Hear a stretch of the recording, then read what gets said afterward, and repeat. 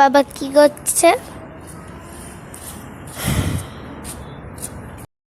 আজকে আরেকটা ছোট্ট ব্লগ নিয়ে চলে এসেছি। আজকে ভাবলাম যে চলো আজ ঠাকুরগুলো পরিষ্কার করা যাক। অনেক দিন থেকে ঠাকুরগুলো পরিষ্কার করা হয়নি, সেই 1 বছর আগে পরিষ্কার করেছিলাম ঠাকুরগুলো, আর এই পরিষ্কার করছি।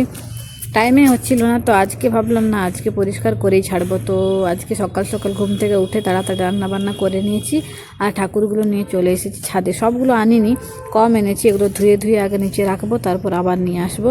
তো দেখো ছোট্ট ছোট্ট মা কালীর দুটো চরণ কি সুন্দর লাগছে, একদম ছোট্ট ছোট্ট ওইগুলো মা কালীর চরণ এগুলো।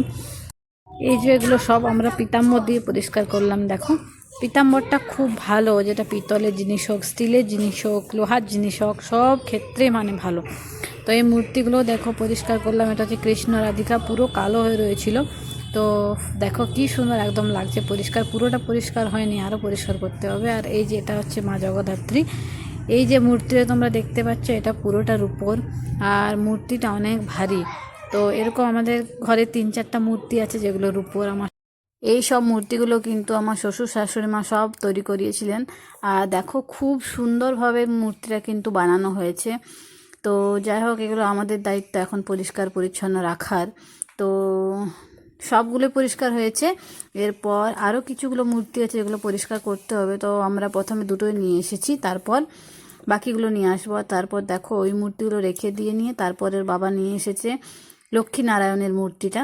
তো এটা হচ্ছে পিতলের মূর্তি, আর এটাও খুব সুন্দর আছে মূর্তিটার ডিজাইন। এগুলো সব কিন্তু তৈরি করিয়েছিলেন। এদিকে ধৃতি চুপচাপ বসে বসে দেখছে। আর এই যে সিংহাসনটা দেখতে পাচ্ছ, এটা হচ্ছে লক্ষ্মীনারায়ণের সিংহাসন। আমাদের প্রতিটা ঠাকুরের সিংহাসন বানানো হয়েছে। তো এটাও এখন পরিষ্কার করা হবে। তো ঠাকুরগুলো সব পরিষ্কার করা হয়ে গেছে, এবার ঠাকুরের বাসন ধোয়ার পালা।